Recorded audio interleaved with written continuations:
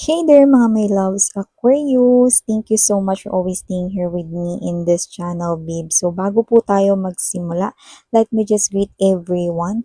Hi and hello there sa mga bagong subscribers. Ako po si Yan. Tuloy po kayo. At sa mga returning viewers, thank you po sa inyong walang sawang suporta. So yun nga, if hindi nyo pa knows mga babes, no, meron pa po tayong other channel.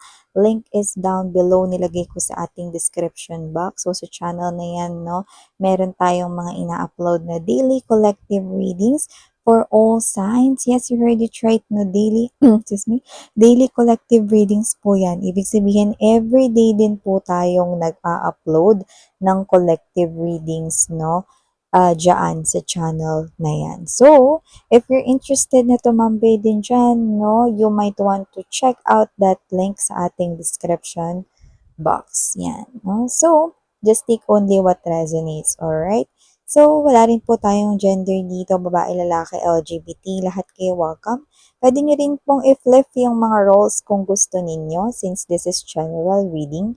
And at the end of the day, Aquarius, meron kayong free will na pwede nyong gamitin anytime, anywhere. So, let's go ahead and check these messages right here. Thank you so much, Archangel Michael, together with the angels and guides and ancestors of Aquarius. Can you please show me messages for Aquarius, please?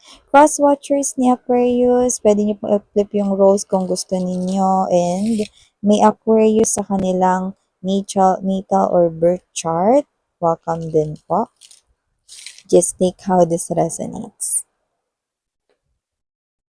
Messages for Aquarius, can you please show me? What does Aquarius needs to know?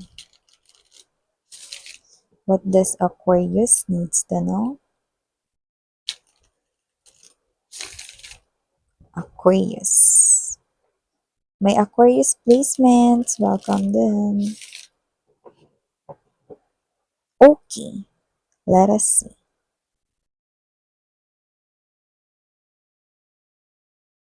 Aquarius, you do have here, guys, release.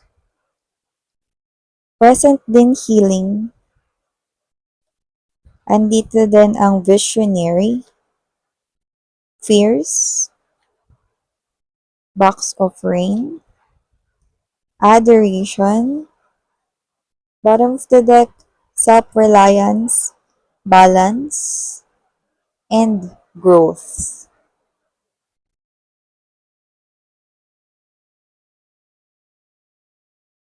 Kung sino man yung nasa isang relationship ngayon, mukhang nag-grow. Like yung relationship ninyo, bago-bago pa lang ha. Like, sabihin natin, no, 2 months pa lang kayo, yung mga ganyan. Or yung iba, fresh, no, like, weeks pa lang kayo, mga ganyan. No? So, nakita ko dito na mas gaganda pa ang inyong connection with your lover. So, nakita tayo rito ng pag-sprout or pag-grow ng inyong connection. Mas magiging balanse at mas makikilala nyo pa ang isa't isa, no? At mas makikita nyo rito, no, yung strengths and weaknesses ng isa't isa, no? But at the same time, hindi nyo gagamitin ito upang maiba, no, ng hindi magandang direksyon ng inyong connection. Pero gagamitin nyo yung mga yan para mas ma-improve pa more at mas magkaroon ng positive progress ang inyong connection. Wow, what a lovely energy. Why? Because you are wanting to push this. Parehas kayo rito na gusto nyo itong connection na to na mag-grow. So, nakikita ko rito na aalagaan ninyo ang connection na to, no, at hindi ninyo ito kakayaan na masira, no? So, yan. So, nakita ko dito ng energy na possible na meron ditong ex na magbalik either sa side mo or sa side ng person mo. That is something here na hindi lang applicable sa mga new connected energies, ha. Possible rin na meron na ritong mag-boyfriend-girlfriend, like in relationship na kayo ng matagal, tapos meron ditong ex na magbabalik. Pwedeng sa buhay mo or sa buhay niya, no? At nakikita ko na possible na manggulo yung person na yon. Hindi yung gulo na away, like sapakan, sampalan, no? Batuhan, walang ganun. Pero maaring manggulo ng isipan or damdamin dito. But spirits are saying, release that person because he or she is not anymore kailangan sa buhay mo. Yan. Yung iba, kung hindi pa kayo ng person na ka-deal mo, possible na manggulo itong ex mo, papasok sa life mo, no? Tapos i-confuse kayo. I-confuse kayo sa inyong feelings and emotions, no? So, yun yung nakikita ko dito. But spirits are saying, huwag kayong magpa-apekto sa kanya dahil yung tao na yan ay nandyan lang para literal na i-confuse kayo, no? At gusto niya lang rin kasing malaman kung affected pa kayo sa kanya. Kung hindi yun yung ex ninyo, malamang yung sa side yun, no? Baka ex ng person na ka-deal or kumokonek sa inyo. Okay? So, kung sino man siya, totally, look at what's next. Loss. So, you need to remove that negative energy from your life, okay? So that maka-move forward ka na rito, okay? So nakita rin ako dito ng energy, no, na yung iba sa inyo, na possible na hindi pa kayo ganun or nag-a-adjust pa lang kayo, okay? Pwedeng pag-a-adjust yan, no, sa anumang area ng inyong life. Pwedeng may new job kayo, pwede rin naman na new environment, no? Pwedeng new na tinitirahan, pwede rin naman na new people in your life, no? And you're just adjusting. Feels like new. So, nakita ko dito, no, na new things, no, are healthier for you. So, nakikita ko dito na posibleng kayo to na okay lang yan. Normal naman yan, no? Nag-a-adapt kayo rito sa change at mukhang nahihirapan pa kayong makasabay pero carry lang, no? Basta wag lang kayong turn back sa inyong past. Yan, no? So, nakikita ko dito, no, na may mga bagay ka din na kailangan tanggalin sa buhay mo.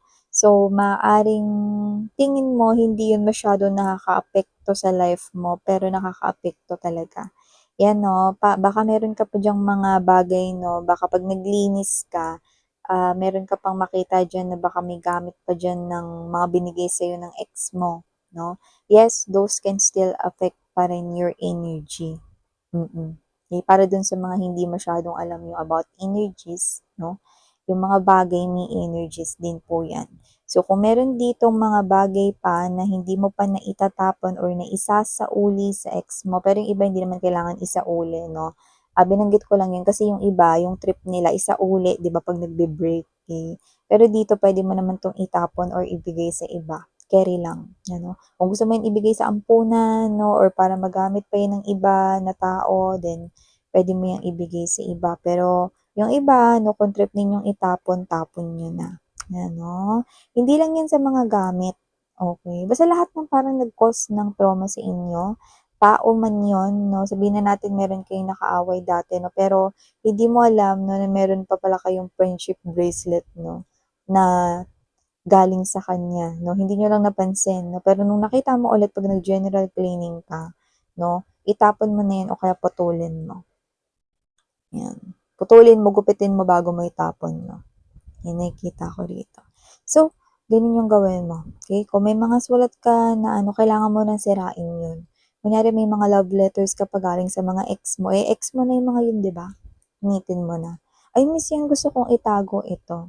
Then, pag ginawa mo yan, those letters ay nagho-hold ng energies. And those energies, no, ay nagdudulot rin rito ng blocking or blockage sa inyo ritong mga blessings na paparating sana sa inyo. So, are you okay with that? Na nabablock ng mga energies na yan or ng mga sulat na yan or ng mga gamit na yan, no? Na yung mga tao na nagbigay niyan sa'yo, no, ay nag-cause ng trauma sa inyo?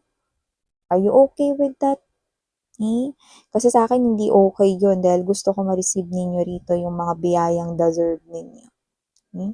So, nakikita ko rin dito mga babes, no, na possible na kayo ito na bumili kayo rito ng mga bagong gamit, damit, pwede rin naman na magpagupit kayo, magpakulay ng buhok, mag-try ng iba ritong outfitan.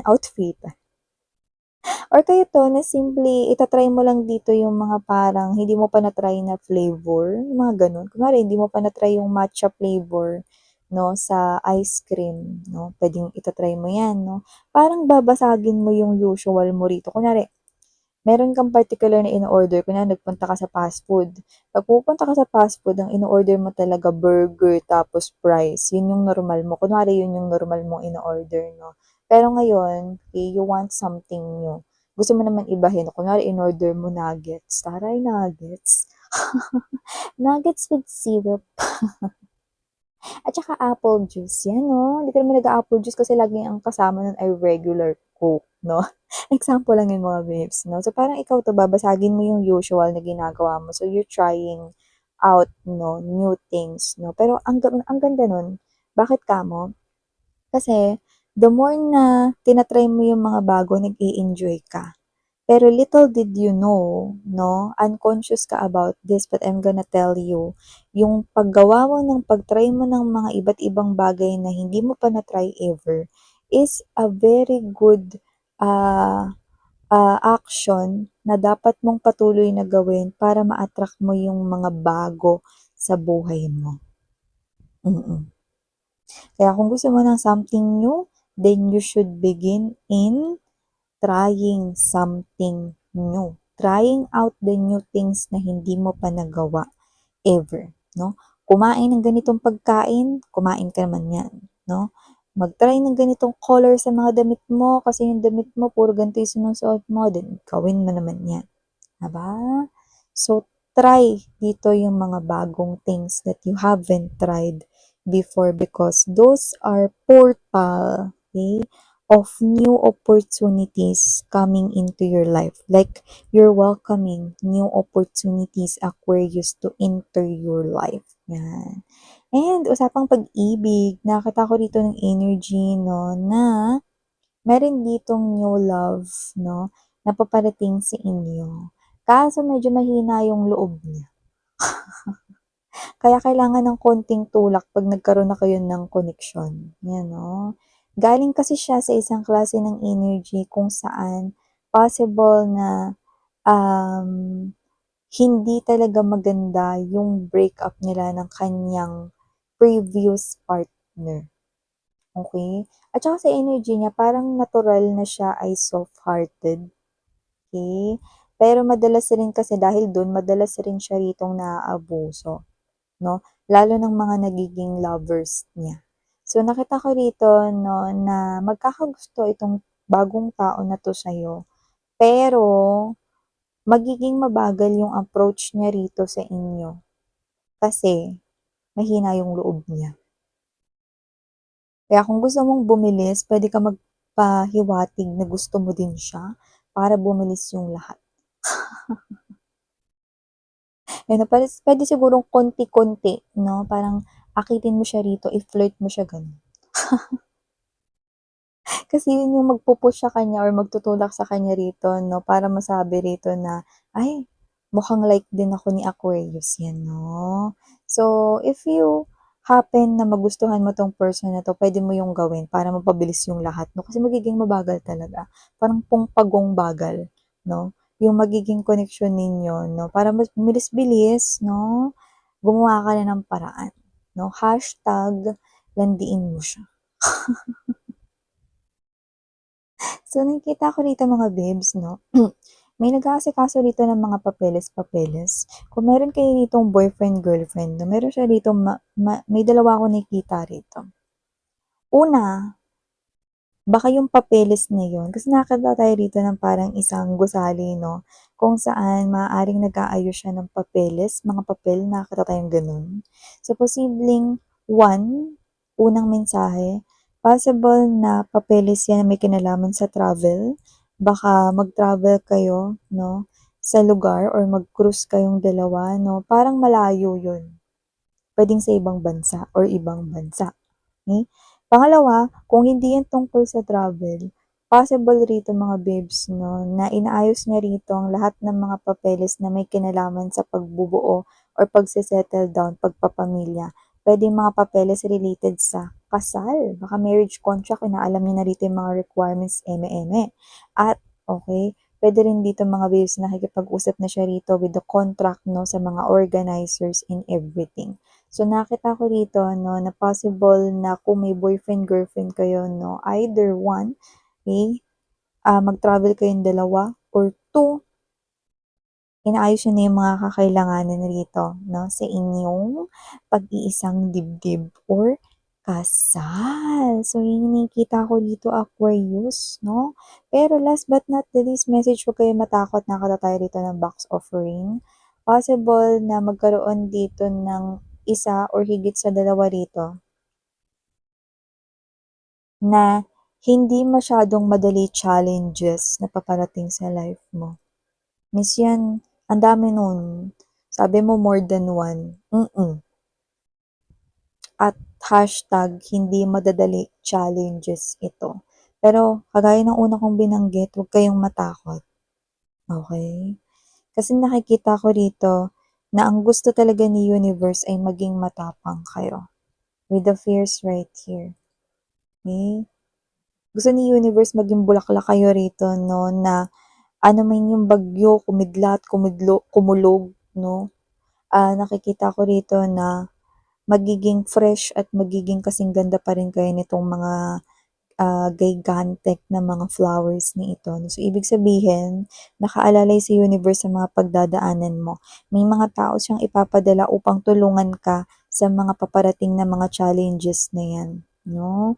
Nakikita ko rito na malalampasan mo yan sa tulong ng mga taong ipapadala sa'yo ni universe upang maging support mo at umakay sa'yo, malampasan itong mga pagsubok na paparating upang maging mas better version ka ng sarili mo at upang maging mas malakas ka at mas maging matalino sa mga darating pa, hindi mo na kakailanganin ng tulong ng iba dahil ikaw mismo, yakang-yaka mo na yung lampasan.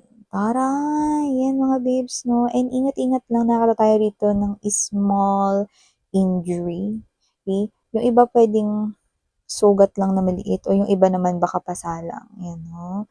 So, for some reason, possible rito mga babes 'no, na either magkagalos kayo dahil hindi ninyo napansin or baka matalisod kayo or kayo 'to na matapilok, bla bla bla, yan 'no. So, ingat-ingat, okay.